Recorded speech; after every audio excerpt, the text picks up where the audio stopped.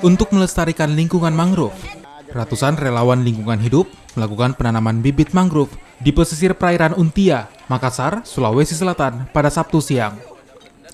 Ratusan relawan ini harus berjalan sejauh 500 meter untuk mencapai lokasi penanaman mangrove yang berada di pesisir perairan Untia.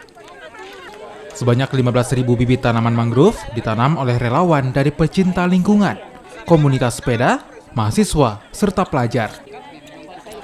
Total dari luas penanaman mangrove mencapai 5 hektar dan ditargetkan 20 hektar di tahun ini.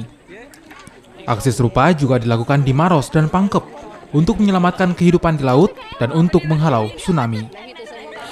Meluangkan waktu untuk kegiatan di luar kerja itu 8 jam minimal dalam 1 tahun. Jadi kita sebut program Velios, jadi bisa tanam mangrove, bersih-bersih pantai, semuanya sesuatu yang bersifat sosial. Jadi awalnya kami tidak menargetkan jumlah. Begitu kami posting sosial media, itu lumayan sambutannya. Dan menurut data yang masuk tadi itu sudah ada 270 orang yang sign tadi kan, yang tanda tangan kehadiran.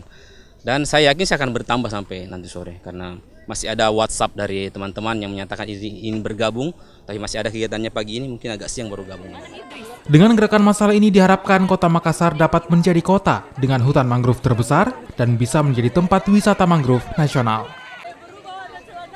Rama Pratama, Kompas TV Makassar, Sulawesi Selatan.